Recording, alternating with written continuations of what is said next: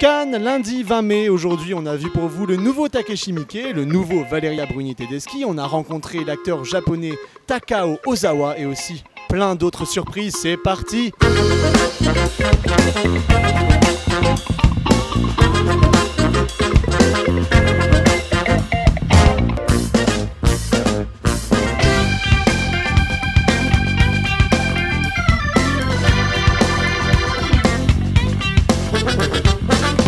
C'est vraiment très rigolo, donc moi j'ai pris beaucoup de plaisir, je me suis amusée, je trouve que le pitch est marrant.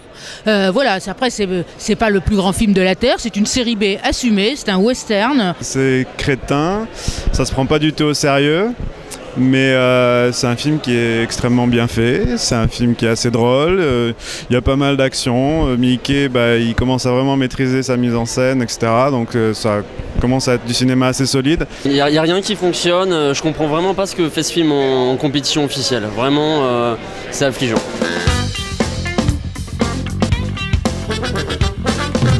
C'est sympathique par moments, casse-couille quand ça devient hyper autobiographique. T'as l'impression de feuilleter une espèce de journal intime dont t'aurais pas envie de connaître les personnages. Je redoutais un peu le film en appartement bourgeois avec une forme que je qualifierais de terne, qui est souvent le cas dans le cinéma français hélas.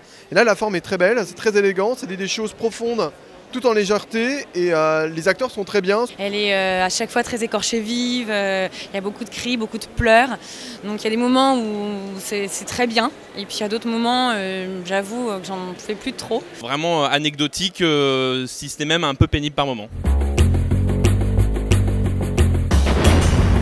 On enchaîne tout de suite avec la question du jour qu'on a posée à Quentin et Jean-Damien. Est-ce que le nouveau James Franco vaut la peine? Réponse en images. Alors j'ai trouvé ça extrêmement prétentieux, il y a une idée de mise en scène qui est le split screen, il fait ça pendant 2 heures, du coup ses cadres sont fixes, il bouge jamais sa caméra, il pose sa caméra, il coupe l'écran en deux, c'est tout ce qu'il fait. Il désature l'image, il met de la folk pour faire indépendant, sinon il présente pas ses personnages, on sait pas ce qu'ils font, on sait pas où ils vont, ils parlent face caméra pendant des heures, c'est insupportable et ça porte bien son nom, j'ai vraiment agonisé. Alors moi j'ai beaucoup aimé ce film de James Franco parce que j'ai trouvé ça très osé de sa part et je pense que c'est un vrai défi d'avoir voulu adapter un roman de Faulkner qui, il faut le souligner je pense, est un des auteurs les plus complexes à lire et qui a énormément expérimenté sur le concept des points de vue des personnages, la multiplicité des points de vue. Et voilà, c'est un exercice difficile, alors je dis pas que tout est extrêmement réussi, mais je pense qu'il s'en dégage quelque chose d'extrêmement intéressant. Et petit point sur le style, je pense aussi qu'il fait partie de cette vague de réalisateurs comme Jeff Nichols peut-être, qui s'inspire beaucoup du style de Terrence Malick. Et ça se voit beaucoup et ça donne des très beaux passages.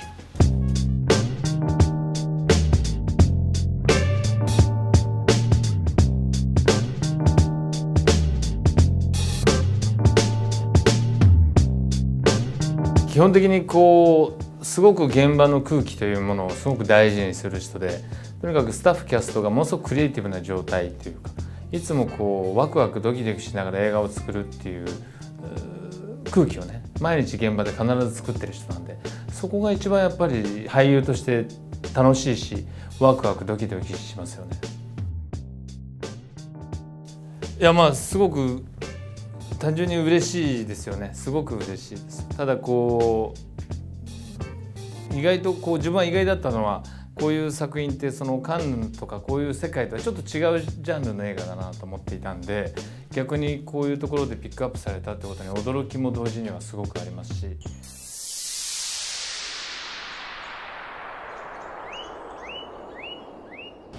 Cannes célébrait hier soir les 100 ans du cinéma indien de Bollywood et c'est peu de dire que Sherlyn Chopra a fait impression sur le tapis rouge. Il faut dire que c'est la première actrice indienne à avoir fait la une de Playboy. On se demande ce que Kim Chapiron aurait pu en dire, lui qui s'amusait bien à sa soirée de la crème de la crème.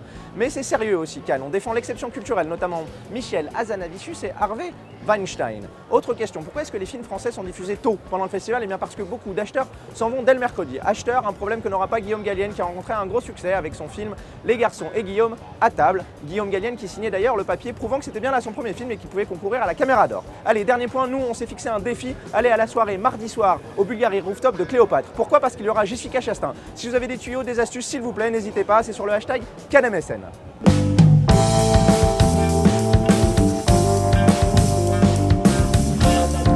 Bon, Bonjour, je m'appelle Olivia Provost, je suis la directrice de la communication du groupe Provalliance et là pour Franck Provost depuis 16 ans au Festival de Cannes, 9 coiffeurs, des tonnes de lacs, des épingles, des sèche-cheveux, le grand journal tous les soirs en direct, nous sommes partenaires depuis le début, les films en compétition, un film à citer, ce Bling Ring, Coppola, de 8h30 à 18h, les coiffeurs, les photocalls ne quittent pas les actrices, ils changent d'hôtel, ça change d'horaire, bref c'est des vrais sprints et nous on adore ça. Cannes, dimanche, pardon.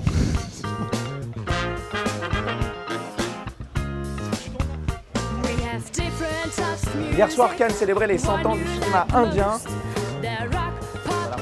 Salut Dom. Salut.